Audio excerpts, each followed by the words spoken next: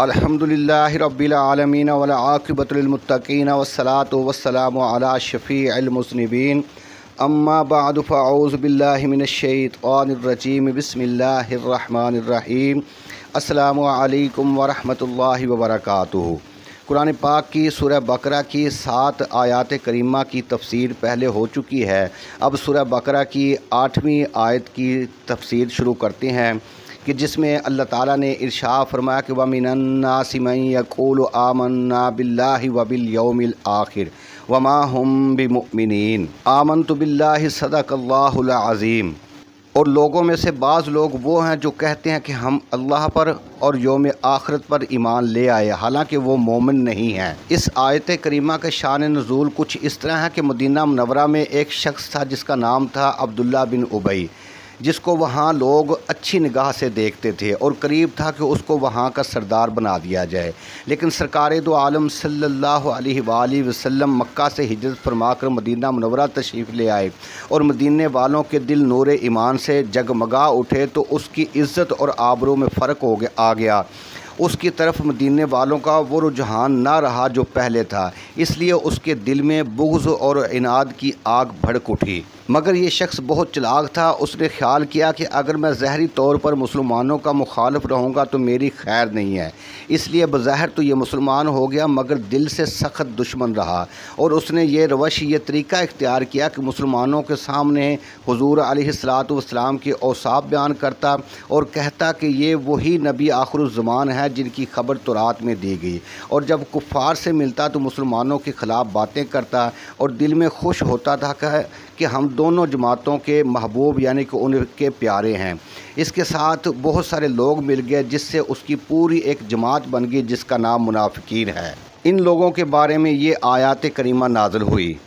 اللہ تعالیٰ نے مسلمانوں کی صفات میں اس جگہ 4 آیتیں نازل فرمائی اور کھلے کافروں کے متعلق 2 آیتیں نازل فرمائی، لیکن منافقین کے عیبوں کو 13 آیتوں میں بیان فرمایا، یا تو اس لیے کہ یہ زیادہ خطرناک تھے، یا اس لیے کہ مسلمان ان کو پہچان نہیں سکتے تھے۔ ان کی بہت سی نشانیاں بتا دینے سے ان کا پہچاننا آسان ہو گیا، اور یا اس لیے کہ یہ مسلمانوں سے تعلق رکھتے تھے، ان کی صحبت میں آ کر بیٹھتے تھے، نمازوں میں شریک ہوتے تھے، لہٰذا ان کے ایمان کی کسی قدر امید تھی، اس لیے ان کے عیبوں کو زیادہ بیان کیا تاکہ وہ شرمندہ ہو کر خالص مومن بن جائیں۔ الناس یہ انسان کا اسم جمع ہے، اور اس کو ناس اس واسطے کہتے ہیں کہ یہ نسیون سے بنا ہے جس کے معنی ہے بھولنا، کیونکہ یہ بھی اپنے پہلے عہد میثاق کو بھول گیا، اسی لیے اس کو انسان اور ناس کہا گیا ہے۔ پھر یہ اللہ تعالیٰ کی نعمتوں کو جلد بھول جاتا ہے اور مصیبتوں کو یاد رکھتا ہے، اس لیے اس کو ناس کہا گیا ہے۔ یا یہ انس سے بنا ہے جس کے معنی ہے دیکھنا اور زہر ہونا، چونکہ یہ بھی دیکھنے میں آتا ہے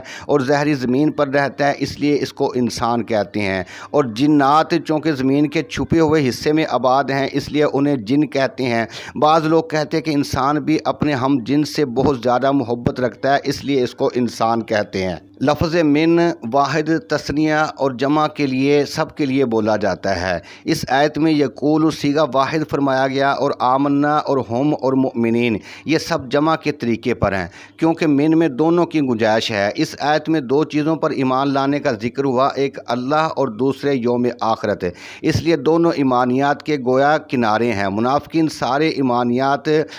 کے ماننے کا دعویٰ کر رہے ہیں اور یہ کہتے ہیں کہ ہم اللہ تعالیٰ پر اور یوم آخرت کی تمام چیزوں پر ایمان لے آئے، اور کتاب اور نبی سب اس میں آ گئے، اور یا اس لیے کہ ان کے کلام میں فریب تھا، کیونکہ یہ لوگ یہودی تھے اور اللہ اور قیامت کو تو پہلے ہی سے مانتے تھے۔ انہوں نے یہاں ایسا لفظ بولا کہ جس سے 2 پہلو نکلیں۔ مسلمان تو سمجھیں کہ یہ ایمان لے آئے اور اپنے ہم جنس کفار سے یہ کہہ سکیں کہ ہم مسلمان نہیں ہوئے، ہم نے تو اپنے اصلی عقیدے کو بیان کیا ہے۔ وما ہم بمؤمنین میں اس کی نہایت ہی اچھے طریقے سے ترتیب فرما دی گئی، کیونکہ یہاں یہ فرمایا گیا کہ وہ مومنوں کی جماعت ہی نہیں ہے، یا یہ کہ وہ اصل سے مومن ہی نہیں ہے۔ اس تفسیر کا خلاصہ یہ کہ اس آیت میں منافقین کا کلام نقل فرمایا گیا کہ وہ بظاہر کہتے تھے کہ ہم ایمان لے آئے اور مسلمان ہو گئے تاکہ مسلمانوں میں مل کر دنیاوی فائدہ حاصل کریں اور اپنے زہری اسلام کو آڑ بنا کر ہر قسم کی سختی سے بچے رہیں، مگر چونکہ یہ ایمان حقیقی نہ تھا اور خلوص دل سے انہیں میسر نہ تھا، فقط زبان سے دعویٰ اسلام کرنا اللہ تعالیٰ کے نزدیک کچھ وقعت یعنی کہ کچھ معنی نہیں رکھتا۔ لہٰذا مسلمانوں کی ہدایت کے لیے فرمایا گیا کہ یہ لوگ فریبی ہیں، مسلمان نہیں ہیں۔ ان کے عیبوں کو قرآن پاک نے مختلف جگہ پہ بیان فرمایا ہے۔ اس آیت سے بہت سے فائدے حاصل ہوئے۔ پہلا تو یہ کہ انسانوں میں چند گروہ ہوئے ہیں، ایک وہ جو دل اور زبان سے مومن ہوں، ان کو مخلصین کہا جاتا ہے، دوسرے وہ کہ جو ظاہر اور باطن کافر ہوں، ان کو مجاہر کہتے ہیں، تیسرے وہ جو کہ دل میں کافر ہوں اور زبان سے مومن ہوں، ان کو منافق کہا جاتا ہے۔ اس سے معلوم ہوا کہ کھلے کافر سے منافق کافر بہت ہی بدتر ہے۔ اس کی بہت سی وجہ ہیں۔ ایک یہ کہ کافر تو فقط کافر ہے، مگر منافق کافر بھی ہے اور دھوکے باز بھی ہے۔ دوسرا یہ کہ کافر گویا مرد ہے، مگر منافق نہ مرد نہ عورت بلکہ خسرا ہے، خنسا۔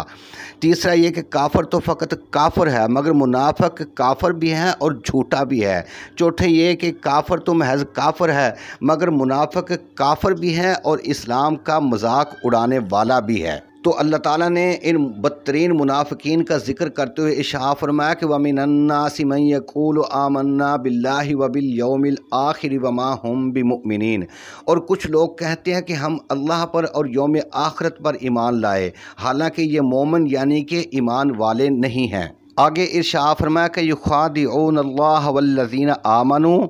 کہ وہ دھوکہ دیتے ہیں اللہ کو اور ایمان والوں کو۔ وما یخدعون الا انفسهم وما یشعرون، اور نہیں دھوکہ دیتے مگر اپنی جانوں کو، وما یشعرون، اور وہ اس کا شعور نہیں رکھتے۔ یخادعون خدعون سے بنا ہے، جس کے لغوی معنی ہے چھپانا اور اس کے اصطلاحی معنی ہے دھوکہ، یعنی برائی کو دل میں چھپا کر اچھائی ظاہر کرنا۔ انفسہم نفسن کی جمع ہے، نفسن کے چند معنی ہیں ذات، روح،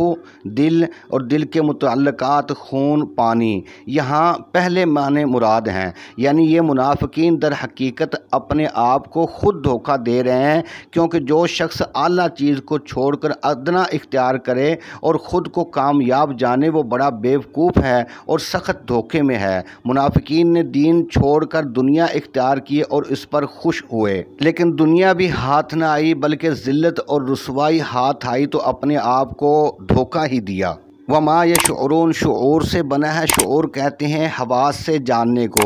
یعنی کہ اچھائی اور برائی، وزن کا درست اور نادرست ہونا حواس سے معلوم ہوتا ہے۔ تو اس کا مقصود یہ ہے کہ ان بدبختوں کے حواس بھی ایسے بگڑ گئے کہ یہ اس قدر زہر چیز کو بھی نہیں محسوس کر سکتے تھے، اس لیے کہ یہ دن رات دیکھ رہے تھے کہ ہماری خفیہ مخالفتوں کے باوجود بھی اسلام دن بدن ترقی کر رہا ہے اور مسلمانوں کو بھی ہم پر بالکل اعتماد نہیں رہا، مگر اس کے باوجود بھی وہ اپنی بری روش کو نہیں چھوڑتے تھے۔ آیت کا خلاصہ یہ ہوا کہ منافقین جو کہتے ہیں کہ ہم اللہ اور آخرت پر ایمان لاتے ہیں، اپنے گمان میں وہ اللہ تعالیٰ اور رسول صلی اللہ علیہ وسلم اور مسلمانوں کو فریب دے رہے ہیں، حالانکہ در حقیقت وہ خود کو فریب دے رہے ہیں، کیونکہ اللہ تعالیٰ علام الغیوب ہے، اس پر کوئی بات چھپی ہوئی نہیں ہے اور فریب اسی کو دیا جا سکتا ہے جو حقیقت سے ناواقف ہو۔ سرکار دو عالم صلی اللہ علیہ وسلم اللہ تعالیٰ کے خلیفہ اعظم ہیں کہ اس نے اپنے حبیب کو سارے علوم غیبیہ عطا فرمائے ہیں،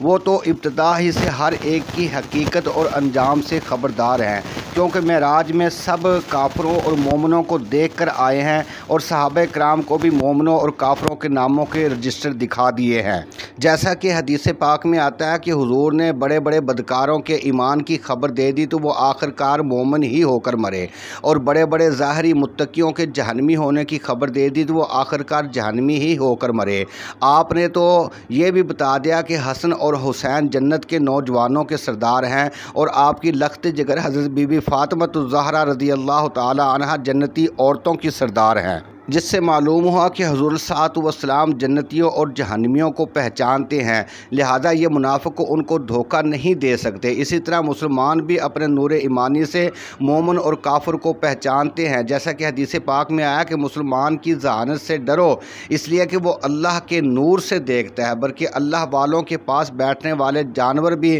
کافر اور مومن کی تمیز کر لیتے ہیں۔ حضرت سفینہ رضی اللہ تعالیٰ عنہ کے سامنے ایک شیر آ گیا، آپ نے فرمایا کہ اے شیر، میں رسول اللہ کا غلام ہوں۔ وہ یہ سن کر کتے کی طرح دم ہلانے لگا۔ اور ابو لہب کے بیٹے عتبہ کو، جس نے حضرت صلی اللہ علیہ وسلم کی شان میں گستاخی کی تھی، وہ حالت سفر میں ساتھیوں کے درمیان سویا تھا کہ شیر نے اس کا منہ سونگھ کر اس کو چیر پھاڑ دیا۔ لہٰذا منافقین اللہ اور اس کے رسول کو اور ایمان والوں کو دھوکہ نہیں دے سکتے۔ اسی لیے ارشاد فرمایا کہ یخادعون اللہ والذین آمنوا وما یخدعون الا انفسهم وما یشعرون، کہ وہ دھوکہ دیتے ہیں اللہ کو اور ایمان والوں کو، اور نہیں دھوکہ دیتے مگر اپنی جانوں کو، اور ان کو شعور نہیں ہے۔ آگے والی آیت میں ارشاد فرمایا کہ فی قلوبہم مرض فزادہم اللہ مرضا ولہم عذاب علیم بما کانوا یکذبون، کہ ان کے دلوں میں بیماری ہے تو اللہ نے ان کی بیماری کو اور بڑھا دیا ہے، اور ان کے لیے دردناک عذاب ہے بسبب اس کے کہ وہ جھوٹ بولتے ہیں، یعنی کہ یہ بدلہ ہے ان کے جھوٹ کا۔ مرض لغت میں بدن کی اس عارضی بیماری کو کہتے ہیں جس کی وجہ سے اس کے طبعی کاموں میں خلل پڑ جائے، جیسے کہ بخار جسم انسانی کو طبعی کاموں سے روک دیتا ہے، لیکن مجازن ان نفسانی عوارضات کو بھی کہہ دیتے ہیں کہ جو کہ نفس کے کمالات کو ختم کر دیں، جیسے جہالت، بدعقیدگی، حسد، بغض، دنیا کی محبت، جھوٹ اور ظلم وغیرہ، کہ ان کی وجہ سے نفس کے کمالات زائل ہو جاتے ہیں، اور کبھی ایسے عیب بندے کو کفر تک بھی پہنچا دیتے ہیں جو کہ روحانی موت ہے۔ دل کی بیماریوں کی بہت سی قسمیں ہیں، ایک وہ کہ جن کا تعلق اخلاق سے ہے، جیسے کہ حسد اور کینہ وغیرہ، دوسرے وہ کہ جن کا تعلق افعال سے ہے، جیسے کہ برے ارادے۔ یہاں پہلی قسم کی بیماری مراد ہے، یعنی ان کے دلوں میں بدعقیدگی اور کفر تو پہلے ہی سے موجود ہے، اب دن بدن اس میں زیادتی ہو رہی ہے، اور یہ بھی ہو سکتا ہے کہ اس سے تینوں قسم کی بیماریاں مراد ہوں، یعنی منافقین کے دلوں میں بدعقیدگی، بدخلقی، بدعملی موجود ہے اور اس میں زیادتی ہو رہی ہے۔ فزادہم اللہ میں لفظ زیادہ لازم بھی آتا ہے اور متعدی بھی، یعنی کہ زیادہ ہوا اور زیادہ کیا، یعنی متعدی معنی میں استعمال ہوا، یعنی کہ اللہ نے ان کی بیماری کو اور بڑھا دیا۔ اس کے بڑھانے کی چند صورتیں ہیں، ایک یہ کہ انہیں اسلام کو دیکھ کر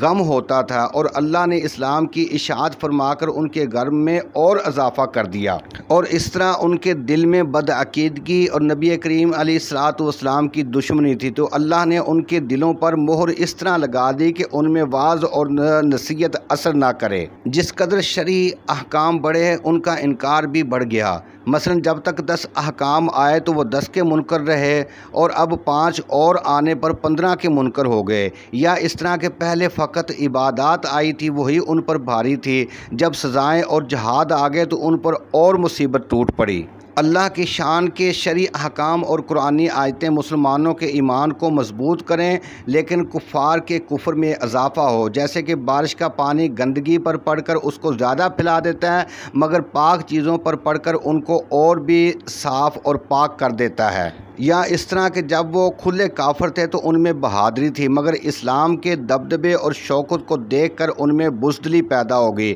جس کی وجہ سے منافق بننے پر مجبور ہو گئے۔ جس طرح کہ دنیا میں ان کی بیماریاں بڑھتی جا رہی ہیں، اسی طرح آخرت میں ان کا عذاب بھی بڑھتا جائے گا اور مسلمانوں کا ثواب بھی بڑھتا جائے گا۔ آگے فرمایا عذاب علیم، جس کے معنی ہیں درد اور تکلیف، علیم کے معنی ہوئے دردناک اور تکلیف دہ۔ کفار کے عذاب کو عظیم فرمایا گیا تھا اور منافقین کے عذاب کو علیم کہا گیا ہے، اس لیے کہ بمقابلہ کفار کے ان کو عذاب کی زیادہ تکلیف ہوگی، کیونکہ کافروں نے ایمان کی لذت بالکل نہ چکھی تھی اور نور ایمانی ان کے ظاہری حواس تک بھی نہ پہنچے تھے، انہیں خبر ہی نہیں تھی کہ نماز میں کیا لطف ہے اور ایمان میں کیا بہار ہے، لیکن منافقین ایمان کے دروازے تک پہنچ چکے تھے اور اس کی مٹھاس ان کے تالو اور زبان میں لگ چکی تھی، پھر اس کے پھل نہ کھا سکیں گے تو ان کو اپنی محرومی پر بہت صدمہ ہوگا۔ یکذبون میں اس طرف اشارہ ہے کہ ان پر مصیبتیں جھوٹ کی وجہ سے آئی۔ यकज़िबून किज़्बुन से बना है, जिसके माने हैं झूठ। झूठ कई किस्म का होता है। कौल में झूठ, वो इस तरह के ख़िलाफ़ वाक़या ख़बर दे। फ़ेल में झूठ कि वो इस तरह के अमल कौल के ख़िलाफ़ हो, यानी कहे कुछ और करे कुछ। अक़ीदे में झूठ, वो इस तरह के गलत अक़ायद इख्तियार करे। मसलन खालक तो एक है, लेकिन किसी का अक़ीदा ये हो कि बहुत सारे खालक हैं, तो ये अक़ीदे का झूठ हुआ। हर झूठ बुरा है, लेकिन अक़ीदे का झूठ सख्त बुरा है, और ये मुनाफ़िक हर तरह झूठे थे। इस आयत से मालूम हुआ कि झूठ बदतरीन और खुला गुनाह है, बल्कि हज़ार गुनाहों की जड़ है। मुझे इजाज़त दें, अपनी राय का इजहार कमेंट में ज़रूर करें। मेरे चैनल हौज़ कौसर को ज़रूर सब्सक्राइब करें। अल्लाह